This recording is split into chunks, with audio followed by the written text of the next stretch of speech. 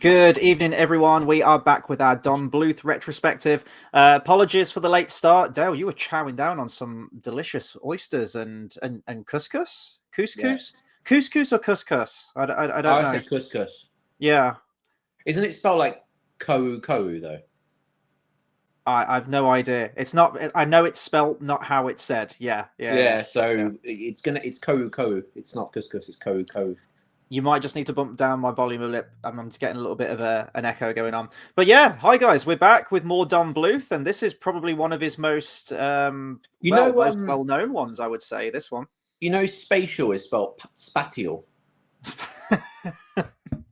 Hey, I didn't make the rules of the English language. Okay, thankfully we can quite easily read the title for this one though.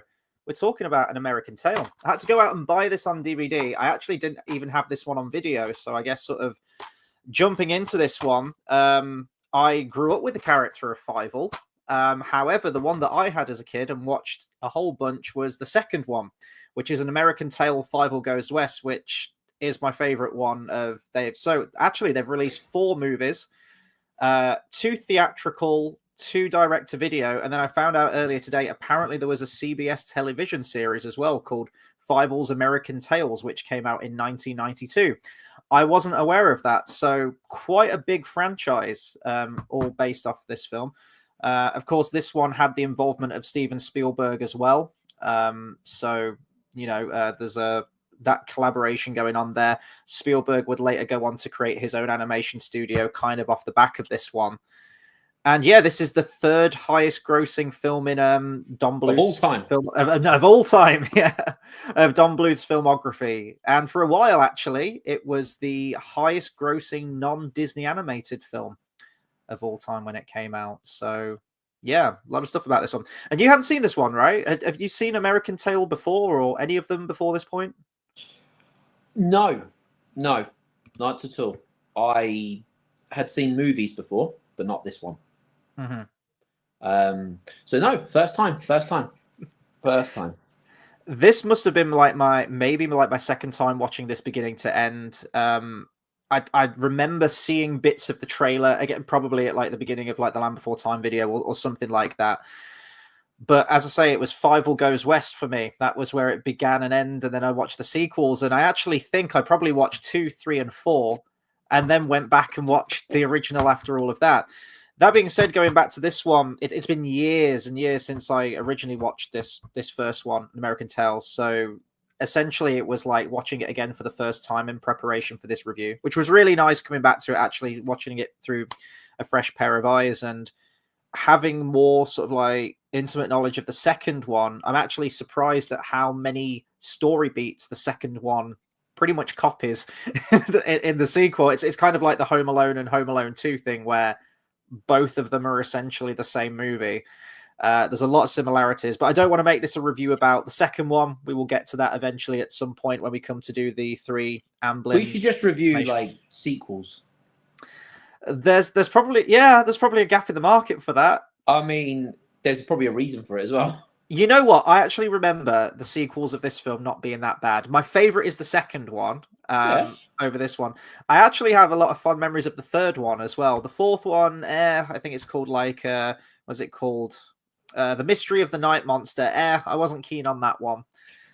Doesn't every series that has a sequel that does well just pump them out until it stops doing well? The Land Before Time is probably the biggest offender of that one. Yeah. Yeah, Cats and Dogs did it. Oh yeah. I feel like everything does that. It's like Sonic. I mean, the first I've not seen the third one yet, but really, really great. Like 1 and 2 were great. I've heard 3's amazing. The fact they're doing a 4, I'm like, they are just going to pump them out until they go, this is shit. Makes money until they stop making money. Yeah, no, you're absolutely right. Yeah, and Sonic 6 is not going to have any of the original cast. Oh, they'll cross it over with Mario at that point. And we'll have, like, and Sonic will be voiced by like Idris Elba. They'll swap him around for some reason. He's the first guy that came into my head, but he plays Knuckles, so yeah. I don't know why that happened. Okay, he'll be voiced by Sacha Baron Cohen. There you go. It's like weird that you're just like, I don't know why this happened, and then he'll be in the next one and again, and then he'll be only in it for like 2 minutes, and for some reason he'll be voiced by Timothy Dalton, and then Timothy Dalton will die, and it'll be his last fucking movie, and you'll be like, why? And no one will know why. Oh, don't say things like that about Timothy. He's going to live forever. He's my favorite Bond. Don't talk about Timothy Dalton like that. Yeah, he's aren't the we next all? one to get dementia, just like, aren't we all? What's his name? Bruce Willis. the irony of you saying what's his name. Yeah, exactly. It hits us all. Do you know what Thingy? Right, in this movie, what's his name with the shirt, and he's got like the pedo mustache. I think he's talking about Tiger. Yeah, he looks like this character. He looks like a cross between Clayton.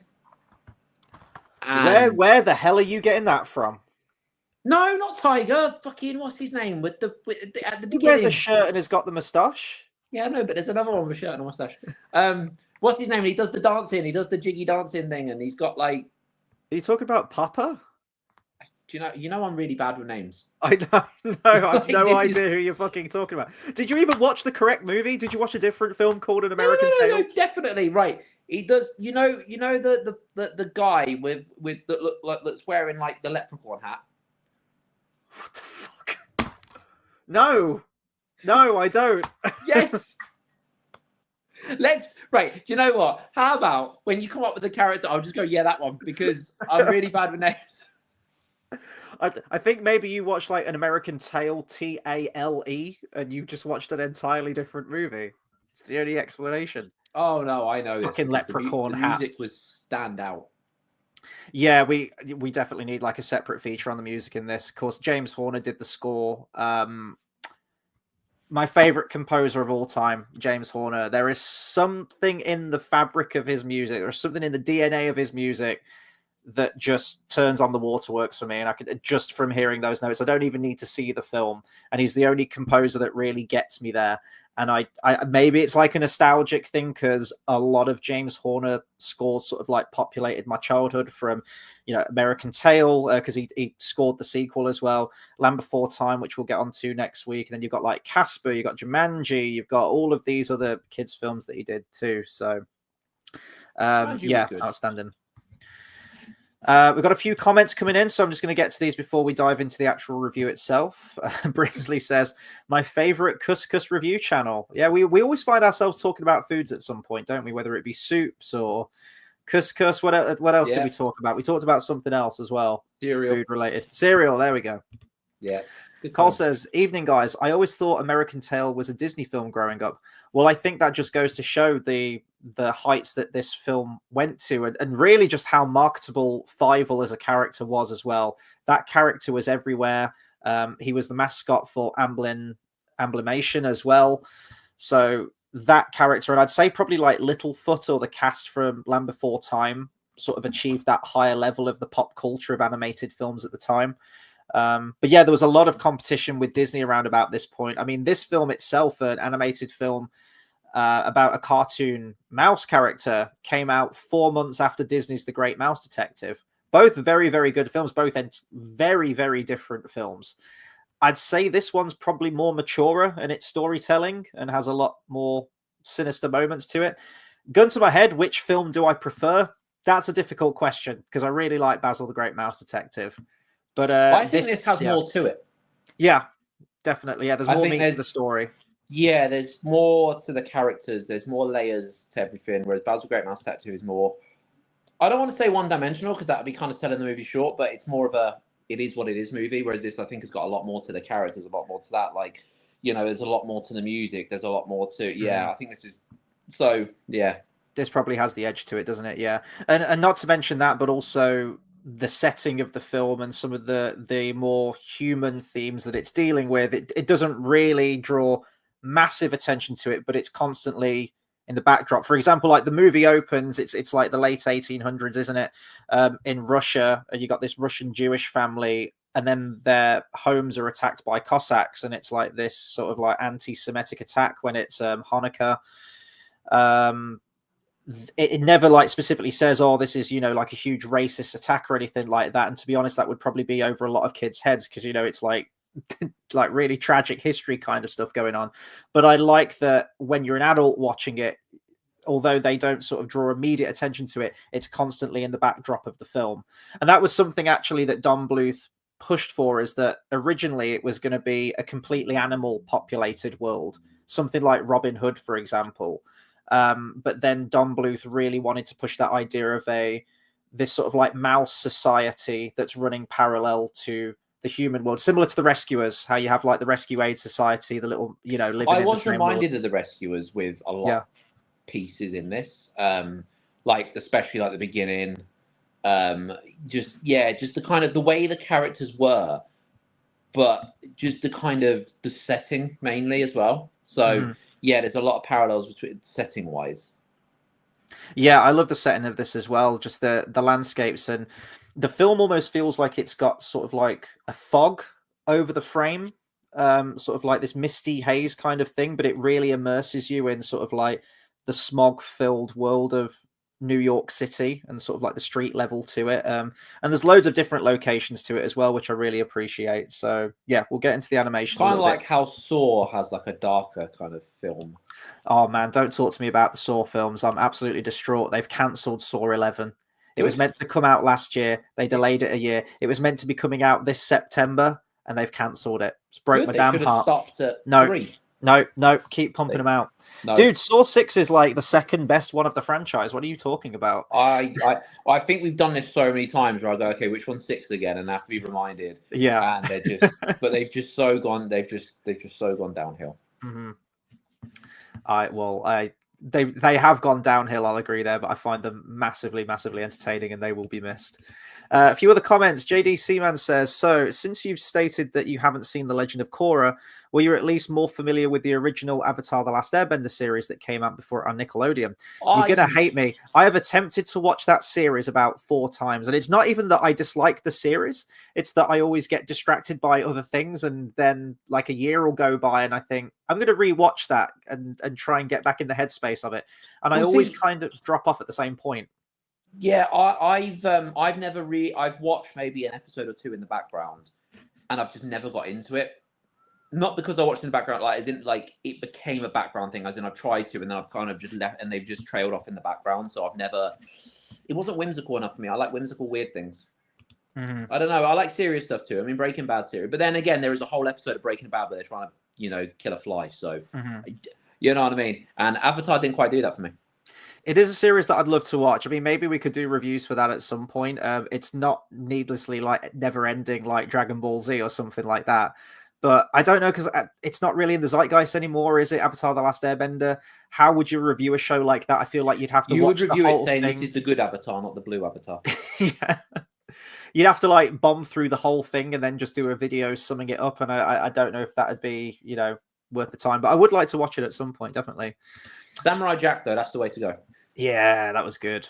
That was good. And the Clone Wars, you still haven't seen that Clone Wars series. If you like Samurai Jack, it's from the same creator as that. So you'd like that. Yeah, it is. Brinsley says, I think I saw An American Tail when I was little, but don't remember much, to be honest. Yeah, my memory was incredibly hazy on this first movie. We should just review a completely different movie and say it's American Tail, and then he wouldn't be any of the wiser. He'd be like, yeah, really? Amazing. Go back and watch it and go, this is not what you said it was. Well, apparently you did. This fucking character that's got a leprechaun hat. I still don't know who you're talking about. And they look like Clayton. Do you know what? You will mention these people, and then I'll go, it's that one. I will, because you know what I'm like with names. Yes, I do know what you're like with names. It's a good thing I'm not a teacher, because I would just, every student would be thingy. Every time. And the thing is, you change students every year, so I'd just get used to it, and then I'd just get a new set of students. Yeah, but they have to... Can't do this. You're still thingy. You're still that person. Yeah.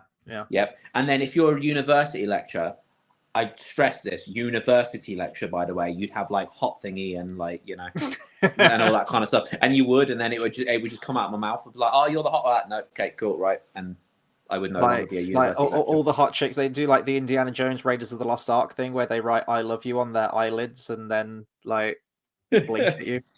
That took effort. That chick in Indiana Jones, that the student who wrote on her eyelids, like that's some insane shit right there. That's the kind of shit that you'd be into. Yeah, that one was a good Indiana Jones movie. Unlike 3. You need to. We're not doing this. Bathtime says, "Yo, this is a wicked cartoon." I agree with you. It is. It's very good, but I do prefer the second one. I can't wait till we get to that one. Do you know what is a wicked cartoon? What? Technically, Return to Oz, because it's Oz and it's a cartoon. It's not a cartoon, though, is it? Yeah, but it was a really terrible joke that I wanted to include for no reason. Bath Time says somewhere out there is a legitimate masterpiece in the same league as the home and away theme tune for me. You know what?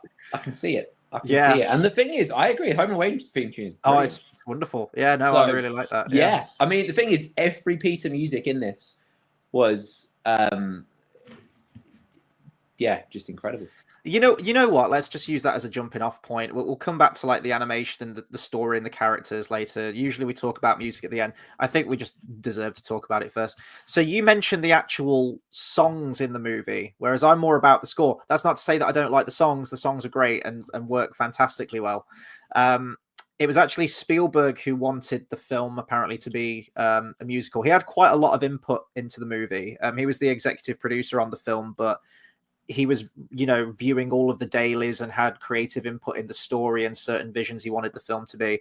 And apparently he was quoted as saying he wanted a hi-ho of his own, something in the same league of Snow White. There's a scene in it, isn't there, where they're all, that reminded me of that as well, where they're all sort of like, is it near the beginning?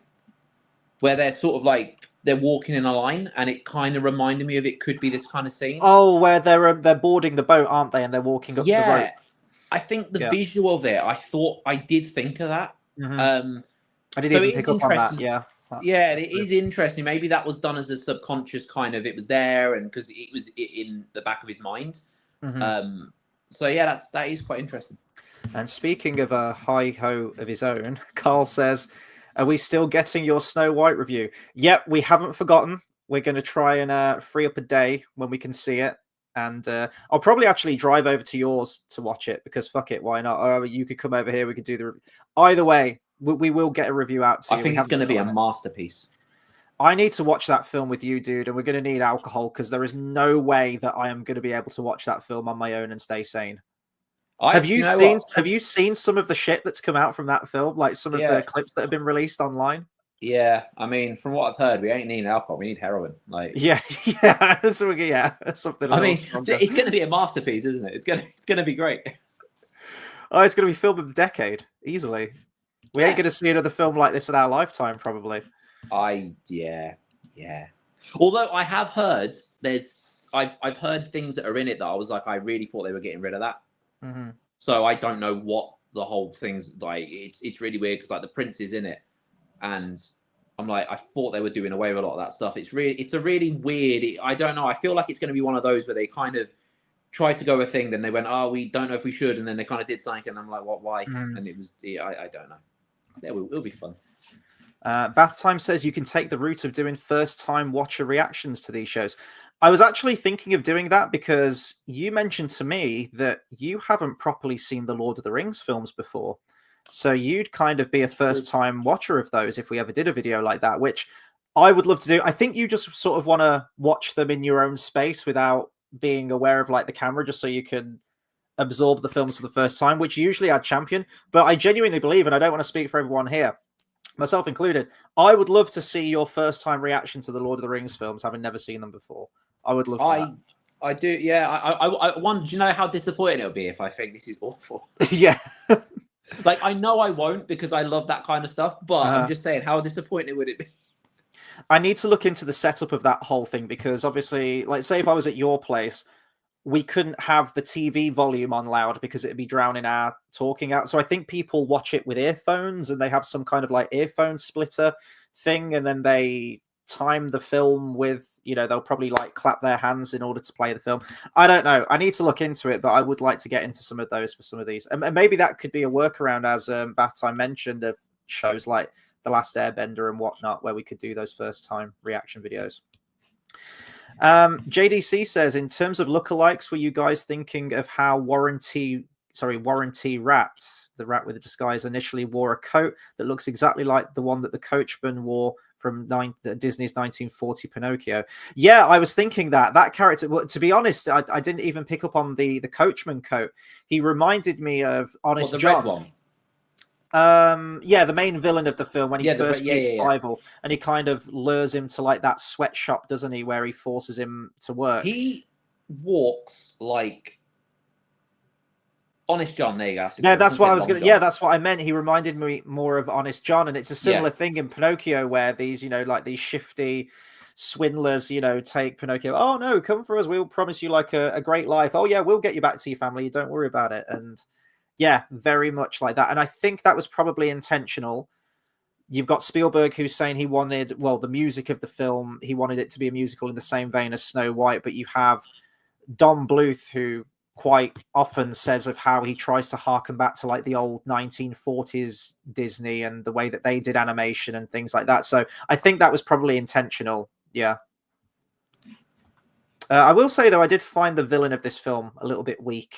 And maybe it's because I'm so used to the second one, and I won't give away who the villain is for that, but I love that character in the second one. And this one, like, he's fine.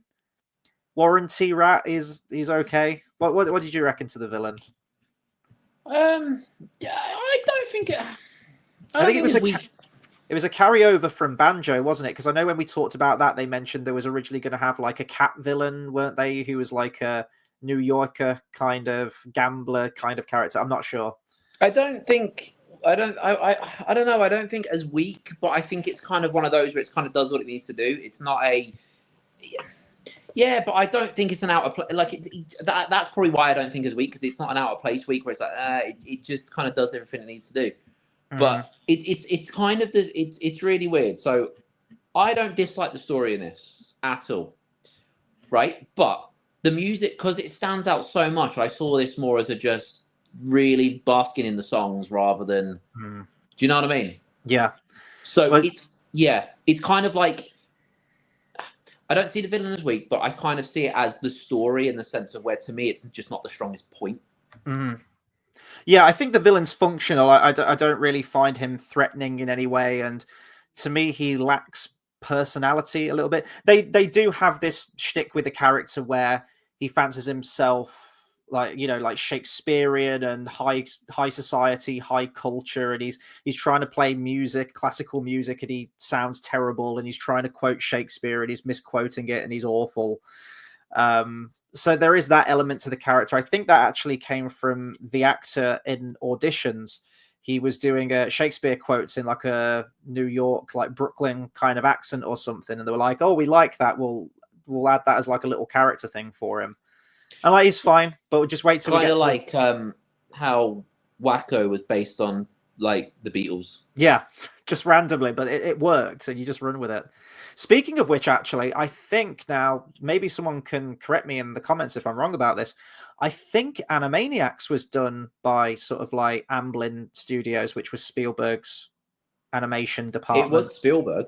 Yeah, I know he like produced it or something, didn't he? In similar way, some of the stuff that he produces is phenomenal. Steven Spielberg's Animaniacs.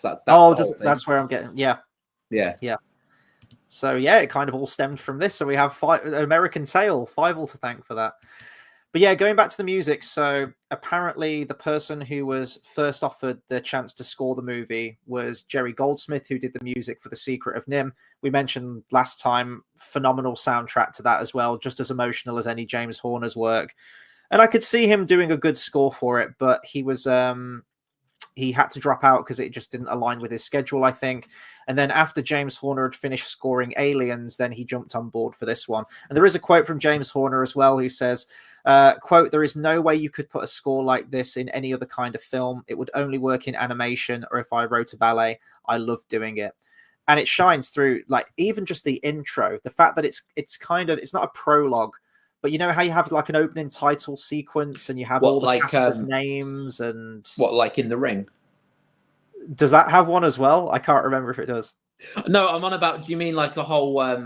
Because you know how there's like a thing, and like Scream, for instance, there's a thing, and it's kind of a start which is obviously related to the story, but it's I'm not talking. I'm talking about where like the score just comes in and it says, so and so presents a whatever feature, and you get the title, but then it pretty much functions as like a credits, but it's your opening title, so you still get the end credits, but you get all of the names listed at the beginning, and it's just the music playing out, and it just Spider-Man. Helps. Yes, yeah, exactly, and it just eases you into the film, and you're just listening to the music, and I really miss that because not many films do that now. It seems like a lot of audiences are really impatient and just want to get straight to the action and want to get into it. Save the credits for the end where they don't sit and watch them. They just get up and leave. But I love a film where it takes its time, and like Superman the movie, where you've got that amazing John Williams music, and until he for some reason spins the planet the other direction. You go, and that changes time, does it? I'm fine with it. I'm fine with it in the first movie. It's fine. Fine. I'm not. I mean, I don't know. I'm as fine. It makes no sense. It makes no sense. I agree. But... Yeah, like the Joker killing Batman's parents in '89. I'm as fine with it as I am with that. Where I'm like, okay, if you didn't do that, it would have been a great movie, and it is a great movie. But we'll just gloss over the fact that you did that. So what's interesting here, and I don't know if maybe the scoring process for this film went through a couple of rough drafts or something, because apparently Bluth initially and his team were really disappointed with the first score recording for this film. But he found once it was edited, he thought it worked quite well, and then the final score became one of the strongest points in the film. And I agree, the music is just the score is outstanding to this. I watched it, I think, like a week and a bit ago, actually. I really just got into like watching all the Don Bluth films. I think we were about to do Secret of Nim, and I watched that. And then I just wanted to get onto American Tail and watch more of them. So I actually rewatched it before we went live tonight as well. And I was just listening to that music again. And as I mentioned, James Horner is my favorite composer, and it just really is outstanding. But you were talking more specifically about the songs. So apparently they were written originally. There was a guy called Tom Barlow who did, he was like he'd worked as a music supervisor and a composer, but he left the project. And then Cynthia Wheel, it's either German like Viol or Wheel, I don't know, and Barry Mann came on to compose the new songs, collaborating with Horner. Did you have a favorite song out of all of them? I guess we can bring that back now. That's nice. When we used to do that for the Disney films. Do you have a favorite song? Do you know what? It was so tough because they're all really catchy, aren't they? Yeah, because like I said to you earlier, I was trying to think, okay, what is it? Then every new song, I was like, okay, this one, and then I was like, okay, this one. So, but I have to give it to the first one with the cats. There are no cats in America. Yeah, I have to give it to that because it was the first one, and that's literally, it's so weird that that's my reason, but because it's my reason because every single time I heard a new song, I went, this could be it actually, because I was there going, because I heard the first song and I was like, this is brilliant. Then I heard the next song and I went, this is great. And then by the third, and I was like, I wonder what my favorite would be. And the third came along, I went, probably this one. And then I was like, okay, probably this one. I was like, I just can't decide. And that's what it was like with every song. So I'm gonna have to give it to that just because it was it started a thing. And I haven't watched a movie in a long time where I literally every song I went, but that one was but that I have not watched a movie. So that was just it was just beautiful. It was just amazing.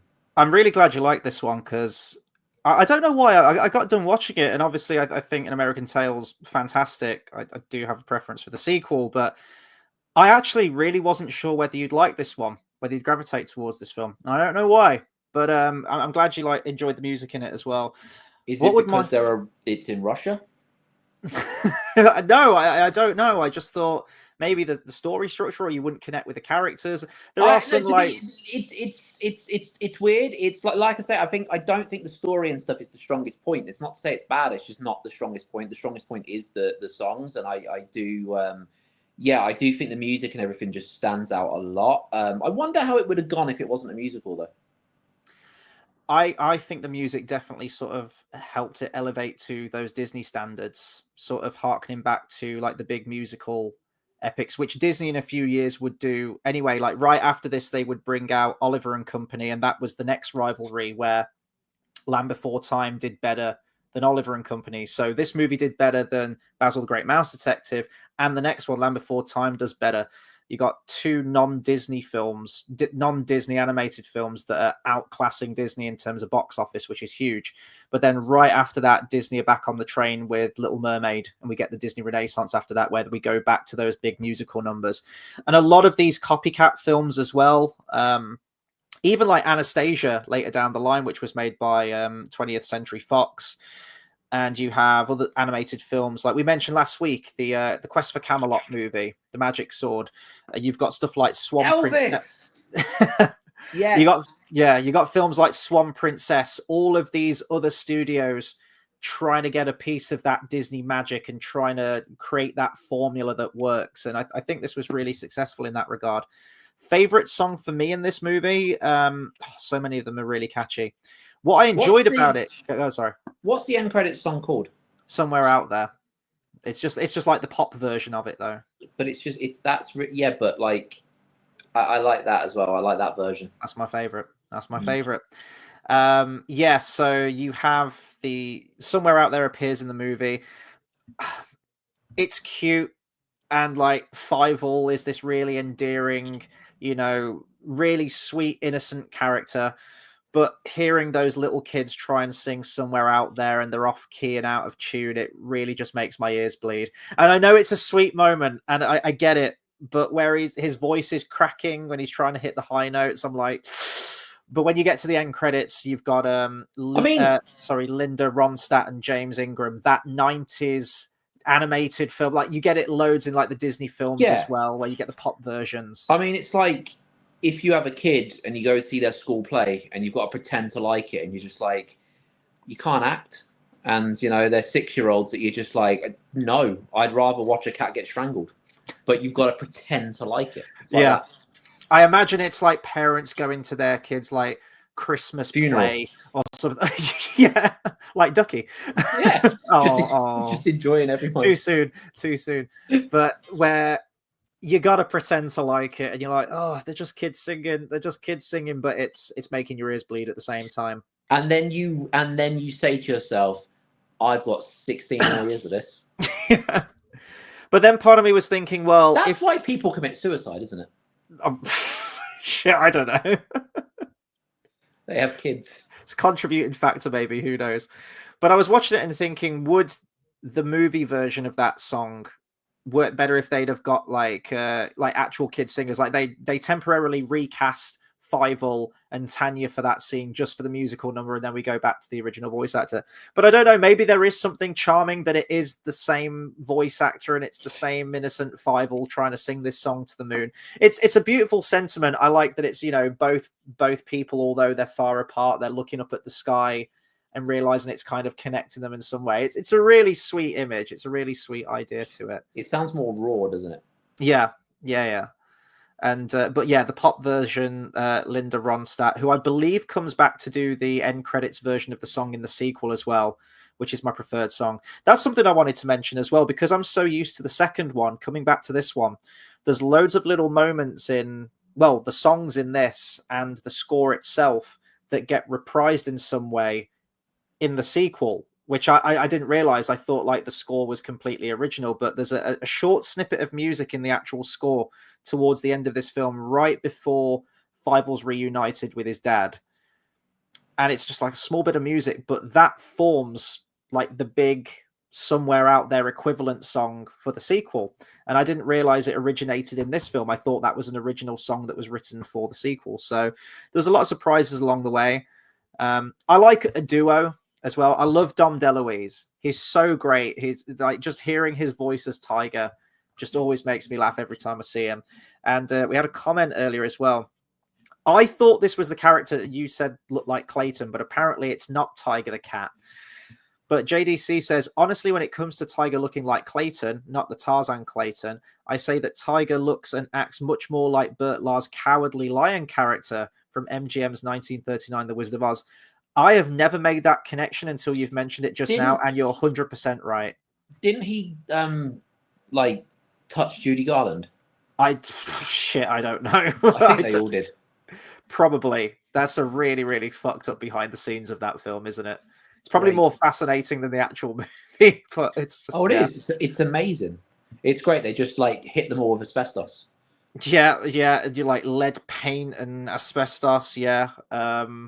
You look at the Cowardly Lion costume and you go, that's a really, really good costume for 1939. It looks so lifelike. And then the end credits, it says made from real lion fur. You're like, oh, fuck. But that's why.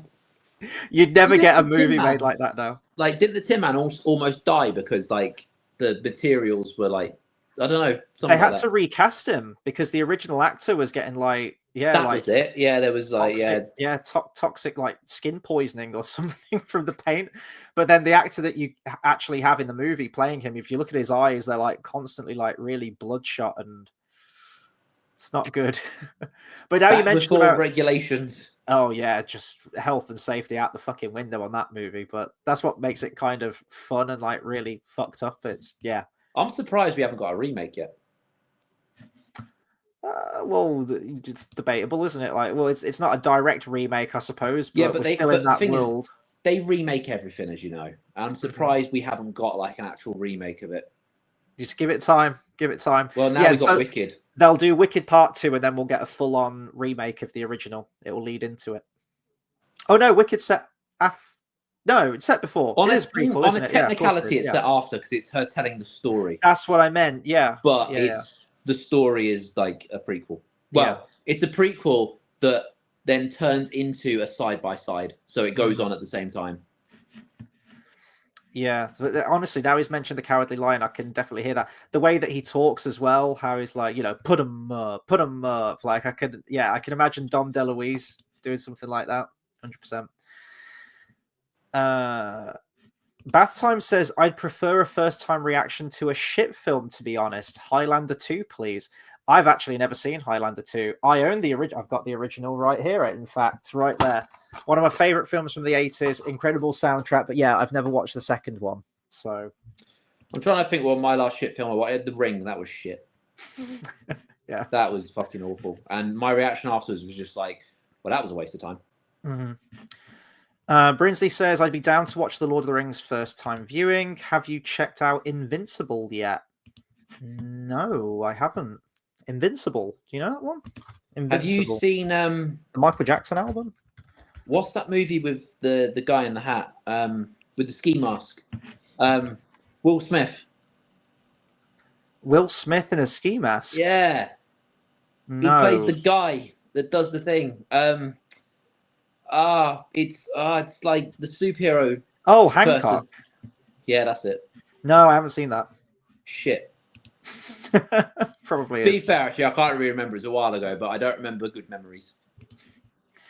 So, best song in the film. I've gone on a massive tangent on this, haven't I? Somewhere out there, the credits version, but even just the song itself, it's beautiful songwriting, and it's kind of like the main emotional beat of the song, isn't it? I would agree with that in terms of like, but it's weird. Anything that you mentioned, I would have gone, yeah, I would agree with that. But because it was all, honestly, I've not watched the movie.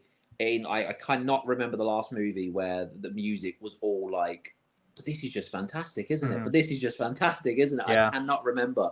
I feel like the last time I had that kind of reaction to music from a movie was the first time I probably watched like fucking Beauty and the Beast or something years ago. Like it's I've not. Yeah. Well, it's interesting because you'd feel like from the success of this and that musical formula, they'd run with that with The Land Before Time as well. Which, of course, they eventually would when it comes to the sequels. They'd be much more musical and have song and dance numbers and whatnot. But that original plays it very, very straight. And it was still able to achieve the levels of, greater than a Disney movie. Do you know what I reckon the reason is? Because, like, it was all a plot. Like, they were going to kill off Ducky anyway. And they thought, well, we can't let her go out on, like, a big musical number. We have to just... It was all a plan. No, the first movie is really sincere, and then the second one. Well, all the sequels have like musical numbers, but I remember having fond memories of the sequels as well. I don't know how I'd feel about them now, going back to them, because it is kind of a betrayal of the original, I think. But there was some good Land Before Time sequels, I remember. But the last thing I'll say on Somewhere Out There. The song won 2 Grammy Awards for Song of the Year and Best Song Written specifically for a motion picture and for TV. And it would also become one of the most popular songs from an animated feature since the 1950s. Very, very impactful song. And it also gets reprised in the second one as well. So, yeah, top marks for the soundtrack. James Horner, you were a bloody genius. And it makes me sad that I'll never hear any new soundtracks from him. But what a legacy of music behind him. Let's get to sort of like the plot and the characters, I guess. Do you have any standout characters or Any like favorite moments from the film? I don't have standout characters in sense of this is my favorite character of this, but what I will say is the designs of the characters I do really like, because it's like what's that the character's name with the black hair, the proper like oh sorry that froze for a second. No, I froze because I'm trying to process a character with black hair in this movie. Like jet black hair. He's a mouse. Okay. He has that doesn't narrow it down, does it? He's okay. A mouse. Yeah. He's a rat, mouse, whatever. But yeah, with the missus. Oh, Tony. Yeah, there you go. Right, Tony Tabloni. Yeah, there you go. Yeah, I was going to say right. The reason that came to mind is because you might not see this because I'm a bit left field in everything I think, but he reminded me of the look of the Artful Dodger. Very similar character. Yeah. And that's from Oliver in there. Yeah, it reminded me of that. I mean, similar character, but I don't know. Just looking at him, I can see it already. So there's no character that I would say is like, oh, this is a standout character. But I think the designs of all of them are quite special. Mm-hmm. They were all quite like, Fiverr's design was it's. I don't want to say unique because I feel like there's a lot of characters you compare him to, but like it's quite a special looking design that is very memorable. And I get that with a lot of the characters. Mm-hmm. Yeah, Tony. So as I mentioned, I watched the second one. Now, Tony is only in a quick shot in the second one with no voice role. And I think that was because it was some kind of agreement. I did read it earlier. I'll probably try and find it before we will like cycle back to it or something. I think it was an agreement that they wanted to keep the same voice actor, but they wanted to take some personal time out to like look after their family or something like that. And they honored that by including the character, but not recasting the voice. Eventually, Tony would then show up again in American Tail 3 and 4. And that's where I was introduced to the character in the third one. Now, I was always thrown because I was like, I didn't know whether Tony was a male character, a female character. I wasn't sure. And that's purely because Tony's character is a guy, but it's voiced by Pat Music, who's a female voice actor. So I was like, oh, okay, so that's why as a kid I was getting confused. I guess it's like the Bart Simpson thing, isn't it? Yeah, we get a lot of that, Ash Ketchum as well from Pokemon, wasn't it? Yeah, so many. It's a big thing. But I do really like Tony's character, and obviously Tony has a lot more to do in this one, so I do like that character. Completely see that Oliver Twist comparison that you mentioned there. Favorite character for me, it's gonna have to be Tiger because I just find him so endearing. But I really do love Christopher Plummer in this as Henry Le Pigeon, the French pigeon. I just love the design of the character and his personality. And there's a scene where Tiger is playing poker. And I can't remember exactly. I could be... Oh, it's dogs playing poker, isn't it? That painting? Well, I could be completely wrong. But when he's playing poker, two of his cards... facing the wrong way. Yeah. And I don't know if it's like... I don't know. Is it on purpose? Or is it just some weird, like... He's stupid, yeah. Yeah, I know. But it was weird to kind of like... It was just kind of odd to look at, and I was like, he knows that's a thing. Yeah, it was really weird. It's the fact that he slams the cards down and says rummy, and they're like, we're playing poker. Oh yeah, I mean it's I don't know, it was really weird, but this is what I mean by this has more to it, that in these movies, like there's things like that just Dom DeLuise just had so much personality. I miss cigars in movies. Why do people not have cigars in movies anymore? Yeah, again, like another Pinocchio comparison there, where they're all at Pleasure Island and they're all drinking beer and smoking cigars and whatnot. Yeah, you don't get that. Isn't it weird it's called Pleasure Island? If I had a place I took a load of little boys to and called it Pleasure Island, I feel like I would be locked up. Like, you know what I mean? Be like Neverland. Yeah. Like, it's a little bit, It's a weird one. Jesus. And if I made a movie for kids and a load of little boys went to Pleasure Island, I'd still be locked up. Regardless what I did with them there. Like, no, you'd call it Pleasure Dome because you're a Van Halen fan. Yes, so. I would. Yes, that's the Van Halen reference. I made the Van. You still need to do a Teen Wolf reference. I'm waiting on it. I still wonder when did this movie come out? There's going to be one that came out. Do you know what? This was a year after. Guaranteed. They're all like 6 months away. I feel like Teen Wolf was, I said like 1985, wasn't it? This is 86, so. But when was it? What month was it? It's August. No, what month was this one? Oh, this one was November. I think it was later in the year. See, that just for some reason we can't get a date to line up, can we? Oh my god, this is. I know there's a lot of comments. Let's just, but I've got to bring up this one. Kurt the Gamer says, in the original book of Pinocchio, Pleasure Island was called the Land of Boobies. Was it? Now that's a place I want to go to. I did not know that. Dude, I'd have been turned into a jackass immediately if I was going to a place called the Land of Boobies. But you know what? It would be called Land of Boobies to lure you in. Yeah, no, exactly. Yeah. And you would be touched, Duncan, like just forever. And then you get there and there'd be like the really like saggy ones like hanging down to the knee, and then you'd be like, in for a penny, in for a pound. Yeah, like, you'd be like, yeah, it is what it is. Pass me the beer. If I keep drinking enough of these, it'll be fine.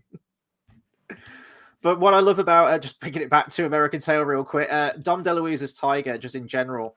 But with this, he had so much input into the character. He would ad-lib, he would make suggestions to the character. There's one of his suggestions made it into the film as well, where during the song A Duo, there's a line where it's like, I'll scratch your back and you'll scratch mine. And he came up with the idea of, well, why not actually have Fievel physically scratch Tiger's back and have that sort of comedic moment midway through. And it's little things like that. It's just, he just has so much personality. But as I mentioned, I really love Christopher Plummer as Henry the Pigeon in the film. Really cool musical number there. And I remember seeing that in a trailer. It might have been the trailer for Fievel Goes West, actually, the sequel, where the trailer begins by showing the ending of the first movie, where he's saying, "What's that over there?" And he says, "Oh, that's more America. Can we go and see it someday? You will." And you know what? Human Centipede does that. Does it? Yeah. Oh, the sequel. Oh, the trailer for it. No. The second movie begins with the end of the first movie, and the third movie begins with the end of the second movie. So they connect like a centipede. Oh, so it's genius. So there's a comparison. What did you think? Because I was just thinking about this when I was rewatching it today. That there's a shot where it kind of sets it up as that's going to be the final shot of the movie, and it's a great theme in the film, and it's wonderfully shown. Really like bookends the film, where he gets his Hanukkah present at the beginning, and it's his father's hat that's been, belonged to the family for generations, and he gives it to Fievel and it doesn't fit, and he's really sad about it. But at the very end of the film, he puts the hat back on him and it fits this time. And he's like, you're finally a mouse. It comes full circle.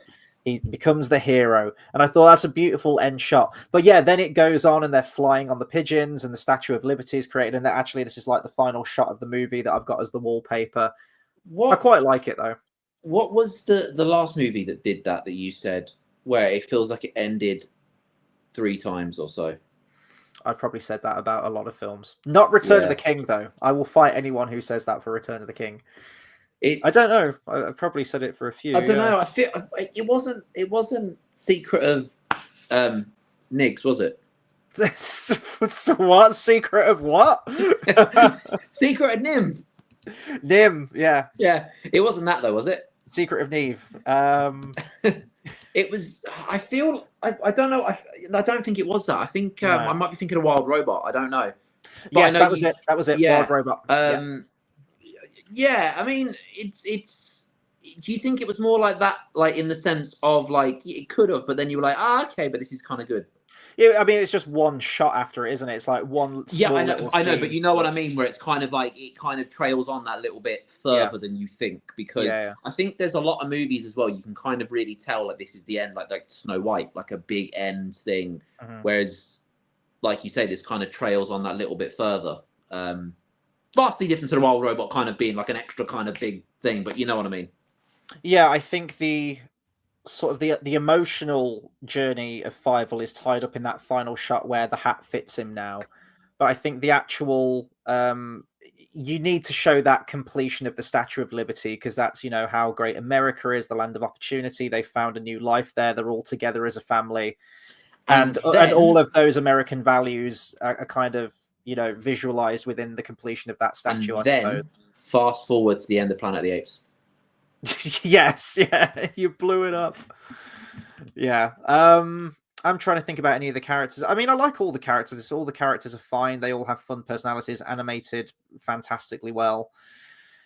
Let's just go through. There's one thing. Here's one scene that I love. I was going to call him Tiger. Very similar names. Mm-hmm. But anyway, Tiger, when he dances, right? When he's doing his dancing thing and he's got his hat on and blah, blah, blah, blah, blah, right? He turns purple and he stands up on his tail. He does the Cheshire Cat. Exactly the same, where the Cheshire Cat goes upside down, dances on his tail, and he's obviously Cheshire Cat's purple. Yeah.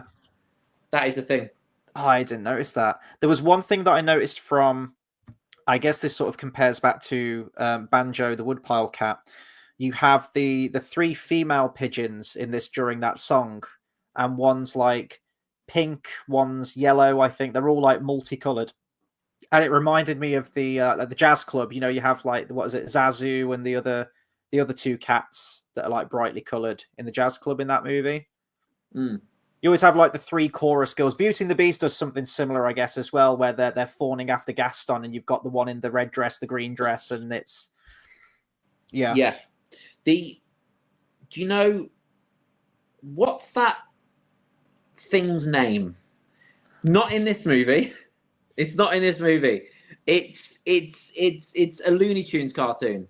This is another person that Tiger reminds me of, and it's really annoying because he does the thing, and he looks kind of similar to the king in Robin Hood. Oh, what? Prince John? Yeah, he looks kind of similar to him. But why not? It's Looney Tunes. You're talking about Looney Tunes? Yeah. Oh, yes. Yeah. You see him in the crowd in Space Jam. He's like this big... Yes. Furry, and he's like a yellowy thing. Like... kind of like a lion, and it's just like eyebrows, right? It's yes, I've seen it. I don't know the name of that character, but I know do you see where there's the comparison though? Yeah. Someone's gonna know. Well, actually, we can't check now on HBO Max, can we? Because they've taken every single Looney Tunes cartoon off their network. Why? Because they're idiots. Is there real talk? Is there like a complete collection that you? That's what I was thinking. It would be good. I know there's the gold collection that was released, but I feel like that's only like a handful of cartoons. It is, yeah. This was the first ever one that was released. These are the massively racist ones that came out in World War II, and then like these are all the new ones. There you go. That's the complete Looney Tunes. That would be great. I want back my videos that I had, the bumper collection, where there was 2 videos in a pack, and they were thick. And there was an orange one, like volume 7 or whatever it's called, and a green one, and like that. Those are what I want. Those are the best ones. I love the music in those Looney Tunes as well. How it always matches the actions. It's just, it angers me so much. And imagine if HBO Max literally had every single Looney Tunes cartoon. They probably wouldn't. They probably go, "Oh, we've removed the offensive ones now." And I'm like, yeah, they are offensive, but they're part of history, and for better or worse, it's good to be offensive. It's funny. Well, I was going to mention something in this. I mean, I don't even find it offensive. Some people probably would now. Of course they do, because, everyone finds everything offensive now. But it's really refreshing where during that song that you really like in this one, There Are No Cats in America, how you have like the Italian mouse who, he even says stuff like, "Mamma mia," and he's got like, it's all the stereotypes in there. I remember a time when like, we could just watch animated films and it was fine and it wasn't mean-spirited and it was okay to do stuff like that. I know. What's that cartoon where there's a dog and he dances, he does whatever, and then this cymbal falls on his head and it squashes him. Then he like stands back up again, and it's like a Chinese hat, and he goes like that. And it's great. It's brilliant. Like, what happened to when we could do that kind of shit? Or like the beginning of a David Lee Roth music video where it's just all the stereotypes and it's just We can't do that shit anymore. Remember when we could laugh at ourselves or laugh at other people? Laugh at everyone else. Remember when the word retard was okay? Yeah, those were good times. Remember when they could like say the word nigger and things? And... Oh my god, dude, you just got us instantly cancelled. You just the hard end. Oh no, Django did. Yeah, Django does a whole bunch of times. Jesus. Fucking hell. Bath Time says, just going back to the music, it's clearly Somewhere Out There as best song. Yeah, I'd agree with that. It's weird though, isn't it? Because obviously the credits version is the pop version, right? Mm-hmm. Like, it's like, so when it comes to Disney movies as well, there's always a pop version of like one of the the biggest song. But I've always found there's not really like, because with a lot of stuff that you might think, yeah, but the pop version is never as good. But it's quite 50-50. Like sometimes you do get the pop version better, like Colors of the Wind. I've come to appreciate them now. Yeah. Yeah, there's so many where the pop version is better and so many where the original version is better. Like it's very, very split down the middle with a lot of them. So like when you get like Let It Go as well, like that normal version is so much better than the fucking weird Demi Lovato fucking woke weird thingy. And but it's very split down the middle. Like it doesn't, I never see with these movies a kind of like, yeah, but the original's always better, or the like it really does depend. Yeah, I don't know if there's any other examples of that in Don Bluth's work. I'm trying to think of Anastasia, if that has an end credits version of like Once Upon a December or something. It might do. No, that's got Richard Marx. What's it like? Oh God, I've forgotten the name of it. A Journey to the Past. Did you say Richard Marx? Richard Marx. Yeah. So what's that song? Right here. Wherever you That's go, it. whatever. Yeah, the very same. Like, the very same. Yep, that one. I've forgotten the name of that song now. It's going to kill me. I think it's Journey to the Past, but yeah. I actually was going to bring up this scene, but I may as well. JDC kind of gives us a great jumping off point for it. Since you just thought Warren T. Rat wasn't that threatening of a villain, have you noticed that the Cossack cats and the Chernobog-esque sea monster seem to look much more threatening as antagonists? Well, yeah, I would say that Chernobog-esque sea monster made me think, do you know what would be cool if this was in Kingdom Hearts? It did make me think that. And so, yeah, I do like a weird cloaked demon-y looking thing. That's why I really like the Dementors in Harry Potter. I really like that kind of. So Spielberg actually apparently cut some material out of the film that he thought was too intense for children, some of which was going to feature more of these wave monsters. That's actually one of my favorite scenes in the film. I love when nature is kind of personified into these like, immense Cthulhu-esque monsters. And Fievel being, this terrified child, he's never ventured outside of his home before. The massive waves at nighttime during this raging storm would look like monsters. And I love how they kind of look like, either demons or like cat creatures or something like that. I love their movements. I love the way they augment into like the actual waves and just that personification. Random tangent, but I know that some of my viewers are really into The Hobbit. There's a moment in the Hobbit book where it's kind of up for debate with a lot of fans. Bilbo's traversing through the Misty Mountains during this raging storm. And there's a short little paragraph where it says, he looked out amidst like the flashing of the lightning and the rumbling of the thunder and could see the stone giants hurling and tossing rocks at each other for a game and throwing them down and crashing into the valley.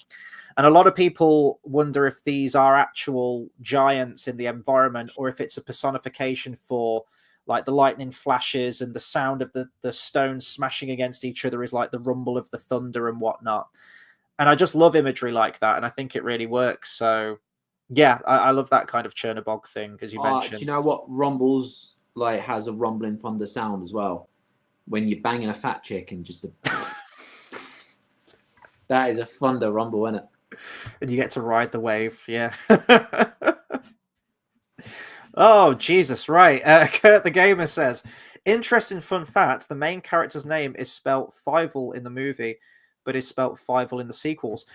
From what I've heard, it's spelt Fievel, F-E-I, in the opening titles of the film, of this first movie, and then it's spelled F-I-E in the end credits, and then it's spelled F-I-E in all of the sequels and everything else. So, yeah, take your pick. Interestingly enough about the name of Fievel, I think that was an idea that Steven Spielberg threw out, and Don Bluth was initially hesitant towards it and felt uncomfortable with it because he felt like the name Fievel was too foreign sounding and he didn't think that audiences would connect with it or remember it. But Spielberg stuck to his guns, and I think a lot of the idea for the story did stem from Spielberg's ancestors and some stories from some of his like past relatives who like emigrated over. I think like the character Fievel was his maternal grandfather's name. Before he got renamed, it was his Jewish name was Fievel. So I'm really glad he stuck to his guns there. But I think Bluth they came to a compromise, because then you have Tony's character who calls him Philly through most of the movie. So there's that kind of like name clash there.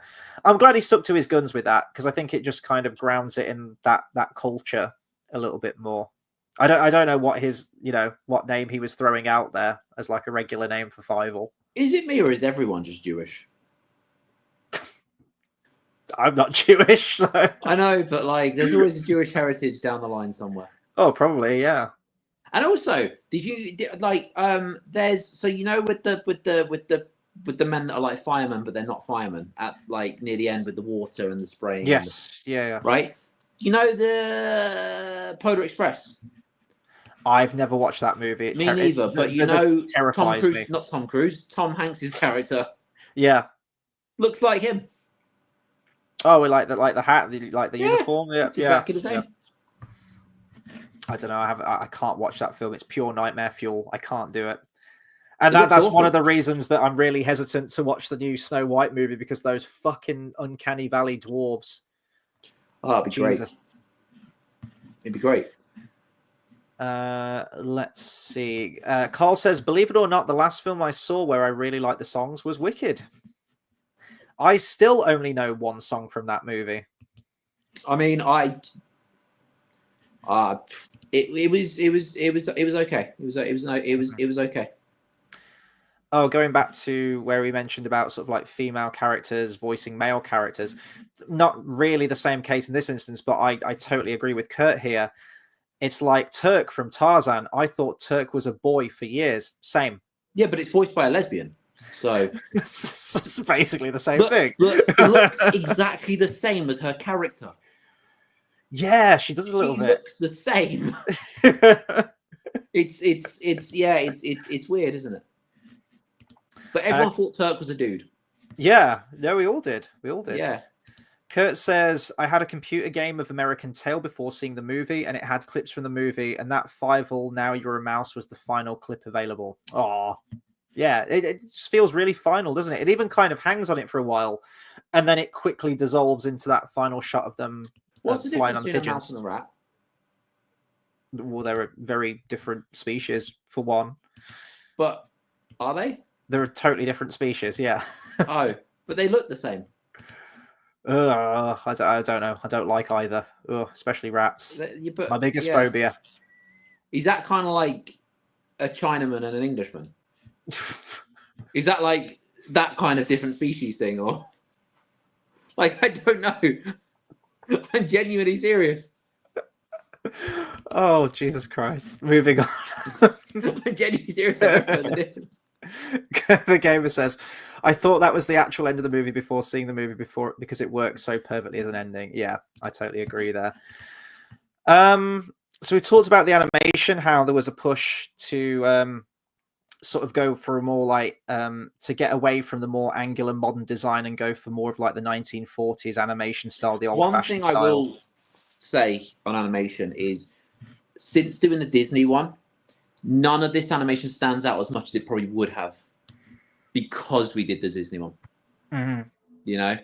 Not to say it's not great, but it is always, it reminds us of this, it reminds us of this, reminds us of this, rather than like, because if we'd done it the other way around, probably would have felt like, you know what I mean? Or like sequentially, like sprinkle these in throughout. Yeah. But this proved successful going back to this old-fashioned style, because apparently this was during a period where the market for nostalgia was quite strong. It says among baby boomers at the time, and they were looking for a lot of these products to show their kids, a lot of these animated films that reminded them of those older Disney films, which again was another thing that led to the Disney Renaissance a few years later. There was quite a lot of difficulties with production, though, on this thing. There was a very, very tight deadline. and there was a lot of sort of like too many cooks in the kitchen, as so often happens with these big studio movies. So you had Amblin and Universal that wanted to view the dailies that were being produced every single day. So it was kind of all eyes on the production every single time, and they were getting involved, and they wanted certain changes to be made, and they probably had like certain like equity and and revenue that would come from it. So they wanted to have their say. Always happens with like big studio movies, doesn't it? And Bluth felt like he was losing control of the production of this at many times. They also had to cut a lot of corners because of the deadline was coming up.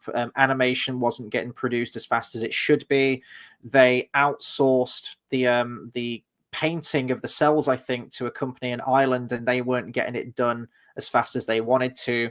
The music was taking a long time to get written as well. So all of these things kind of came to a head. I think Bluth took like a huge pay cut with this one as well. And I think he told a lot of his workers that they wouldn't be paid for a year and a half.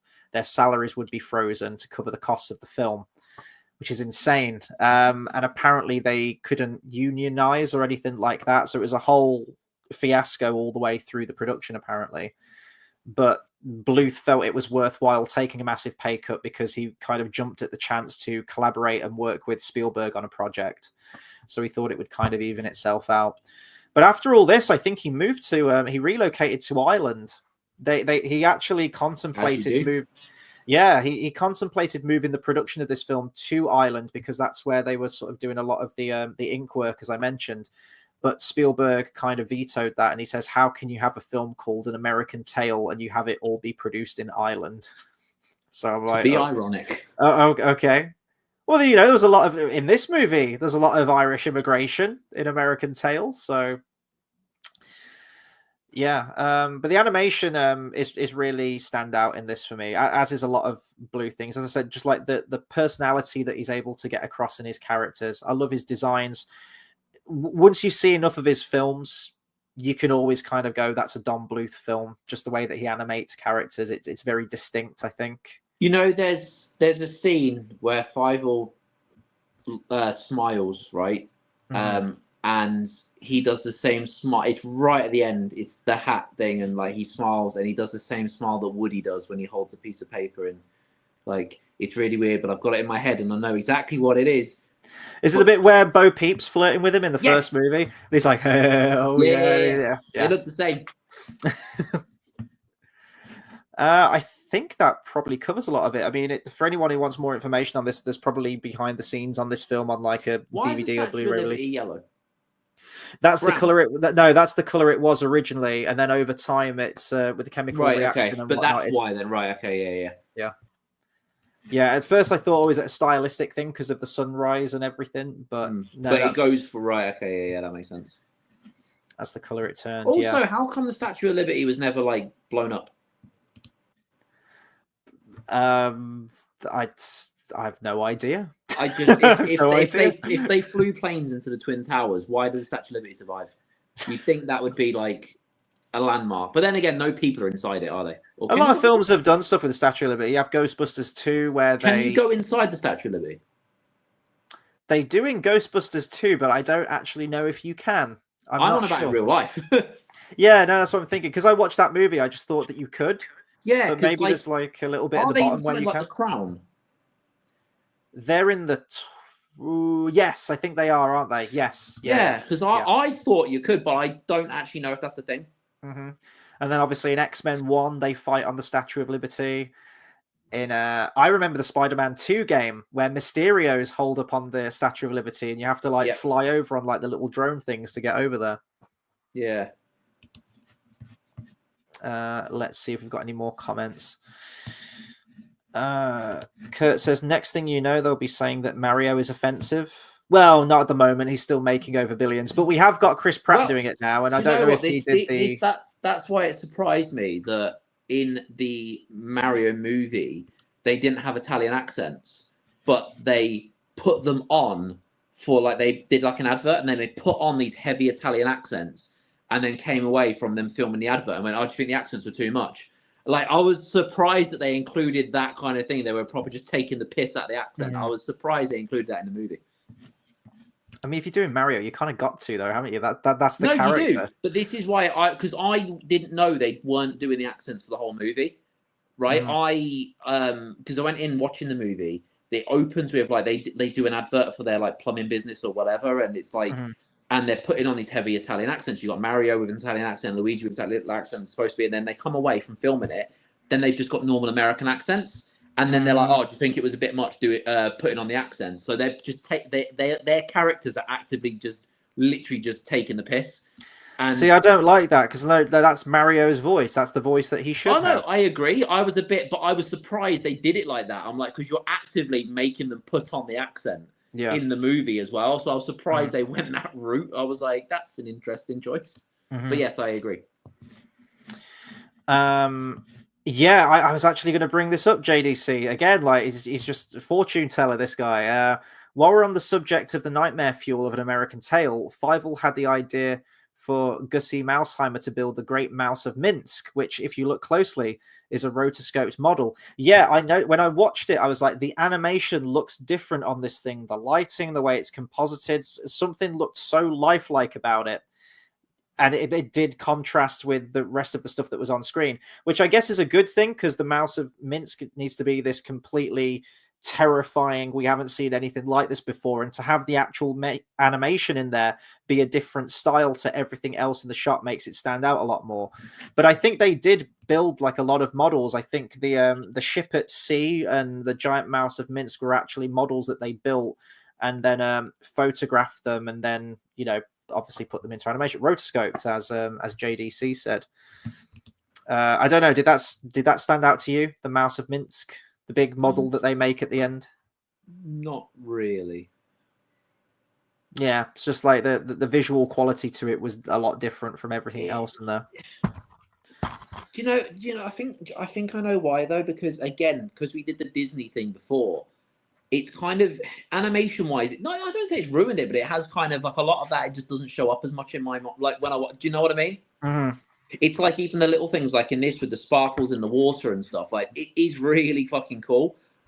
But I don't know. I think because we did Disney, like a lot of the animation does not stand out as much because I've kind of seen a lot of it. Mm-hmm. I don't know. But I mean, this film hits all the emotional beats. Like, it's just wonderful. It's just a nice story, and it's a very common theme throughout. It's a very common story. Story thread in a lot of Don Bluth films, as I mentioned, the need to get home or separated from parents in some way, and like trying Bolt. to, like Bolt, like a lot of movies, but especially like a lot of Don Bluth movies, and like the Christmas special of Star Wars. Oh yeah, he's trying to get home for Life Day. Yeah. But yeah, this coupled with the music as well. And there are some annoying bits in this film. This is a trope that always annoys me, and it adds to my frustration when I watch it, and probably intentional, where there's two characters looking for each other, but they just miss each other. They're like, there's a bit where like Fievel's walking up on this higher floor and his parents are walking on the lower floor and they don't see each other. I'm like, oh, for fuck's sake. That happens so much in this film. And there are some saccharine sweet moments in there, as I mentioned. Somewhere out there is very just, from like the kids singing and whatnot. And there are some overly cutesy moments in the film. But that's what it's meant to be. That's the character of Fievel, so it's staying true to his character. And that moment where the music swells at the end, and Fievel's gone through all of this shit, and you just want to see him get back to his family, and then when his dad hears him and they both run to each other, they even miss each other, and you're like, oh, for God's sake, just like embrace, like get back together, and then they do, and the music kicks in. It does get you a bit misty, and that's a lot of that is coming from the James Horner score as well for me. But yeah, it's a wonderful little film. There is a character that disappears entirely out of this movie, and Fievel has a little baby sister who is in the beginning of the film and then just disappears entirely throughout the rest of it. And I think that's to do with a lot of the scenes having to be cut. The original script for this film was huge, and they had to edit it down. And then, as I mentioned, with all the production difficulties, they had to cut corners or add like really short little scenes in to get all the information of the story that they needed. And as I don't know what the fate of the child was, the baby. I don't know how they originally wrote that character out of the film, but that explains the absence of the baby. apparently. But yeah, the baby just fucking disappears in this film. It's very strange. I didn't notice it on a first time viewing, but when I knew about it and watched it a second time, yeah. Do you know who else disappears? Not Ducky. You know, in Happy Days, what's his name? The Fonz. No, there's a character, and he's in it for like 3 seasons, and then no one ever mentions him ever again, and he's just gone. Oh, Mork. Robin Is Williams. Mork? The alien. What? Are you talking about Mork? Happy Days. Yeah, Mork shows up in that. The alien. Oh, what, from Mork and Mindy, does he? Well, yeah, then they made Mork and Mindy afterwards because he was super successful. It was a spin-off of Happy Days. No, I am not on about that character. I didn't know about that. I've not watched loads and loads and loads of Happy Days. I didn't know about that, to be fair. That's interesting. But no, there's a character that's in it for like 3 seasons, and then suddenly it's like he never appeared. Ever. I'm not sure who that is. It's been a long time since I've seen Happy Days. But there's things that do it, and I fucking hate it. It's like King of Queens does it. Carrie has a sister that moves in with them in the first episode. Then she's just not there in the second.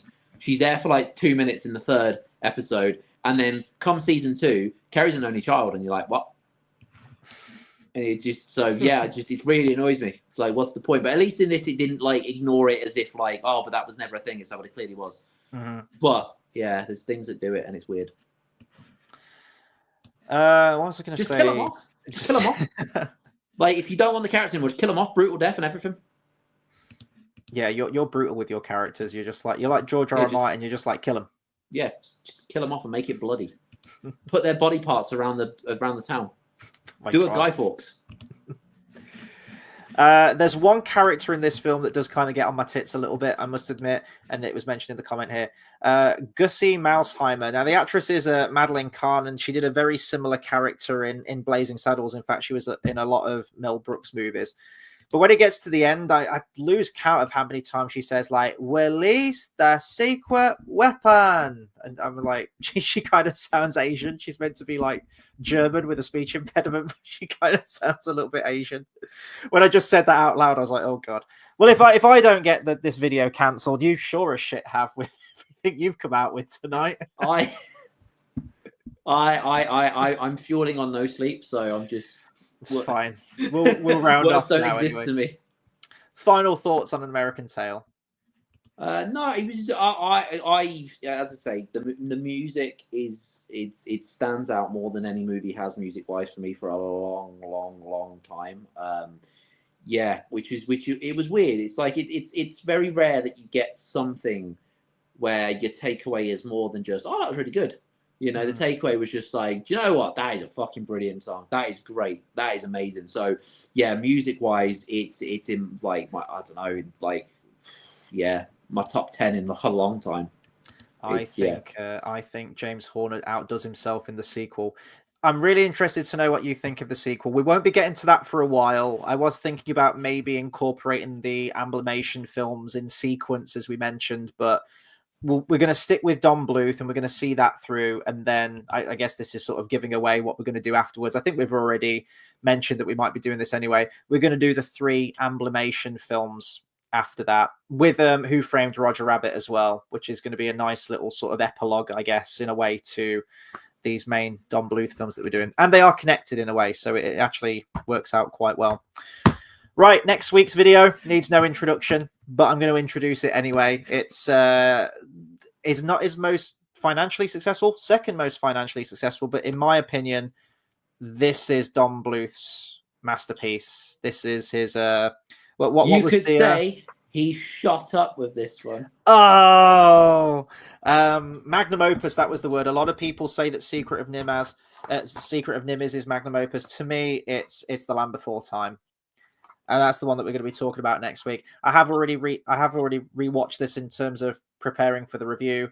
Like last week, again, I was on the Don Bluth kick and I just really wanted to watch them. And yeah, that's like childhood right there. That genuinely, that is probably maybe in my top 3 films as a kid was this one.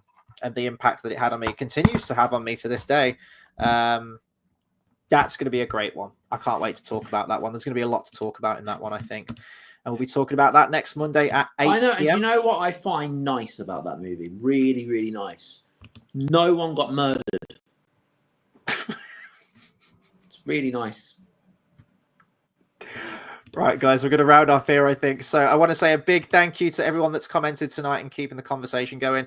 We love seeing the familiar faces here every week. And, you know, if anyone new clicks on it too, let us know your thoughts on American Tail. If you haven't done so already, how would you rank it in terms of the other ones that came after it or comparing to Five Will Goes West?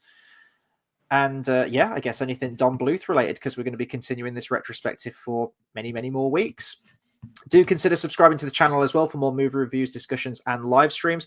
As we mentioned, at some point, hopefully this week, if we can, we'll try, well, I say hopefully, we need to watch the new Snow White movie, and we need to talk about the new Snow White movie. So fear not, there will be a video on it. We will be discussing it. It's gonna be amazing. It's gonna be the best thing since, I don't know, what was really shit. A lot of things. Yeah. The last Disney live action remake. It's going to be the best thing since The Last Jedi. Oh, fuck. Yeah. Oh, Jesus. Yeah. But we've got more retrospectives planned. We've got this one, but then we've got lots more planned after that. And then there'll also be some video editing stuff with me that I'm going to try and sprinkle in. JX will be returning next month. We've got Andor Season 2. So there's a lot of stuff coming to the channel. I know the videos are kind of sporadic, but we've got stuff planned. How many Star Wars spin-off series are there now? So you've got 3 seasons of Mando. There's the Book of Boba Fett. There is Ahsoka. There's Skeleton Crew. Ahsoka wasn't that bad, though, was it? Oh, no, it was fucking dreadful. Oh, okay. You've got Kenobi, and then you've got, as of next month, you'll have 2 seasons of Andor. What was that one that got cancelled? Oh, Acolyte. There you go. That's another one. I completely forgot about that. I blanked that from my mind. The Sisters of, I don't know, the weird. Yeah. Star Wars is fun. It's a great time to be a Star Wars fan, isn't it? Yeah. But Andor was really good. Getting into it now. Oh God, yeah. No, well, people aren't like. But that's what I mean. Imagine kids aren't into Star Wars anymore. Well, that's what. Imagine just getting into it now and getting into it by watching like Acolyte and going, "Oh, this is amazing." Well, no, because no one fucking watched it. So hopefully no one got into Star Wars with that. If that was their first time getting into Star Wars, I feel sorry for them. But it is going to damage the brand. You know, for every single bad Star Wars product they put out, people are going to go and watch it and go, oh, that's terrible. And maybe they've never seen the original Star Wars films, and it's going to put them off because they'll be like, oh, yeah, Acolyte. Yeah, Star Wars. Oh, I watched that. It was terrible. Yeah, I didn't watch the rest of the films. It's like, no. Yeah. They need to watch the I can't remember what country was it. Was it Swedish? The Swedish TV version? Is it? Oh, vaguely. Is it that one with the beer adverts in the thing? Yes. Yeah. Yeah, they need to watch that version. It's great. Yeah, so well, I enjoyed Andor Series 1. I'm hoping Series 2 is good, but it's not even that. It's not It doesn't feel like Star Wars. And maybe that's what Star Wars needs right now, is to not feel like Star Wars, because Star Wars is drunk and needs to go home, I think. It's going to have an episode 10, isn't it? Yeah, get that Rey movie. Anyway, we're waffling on about Star Wars now. We'll round off on this thing. Thank you to everyone that's tuned in tonight. We will catch you on the next video. Take care, everyone.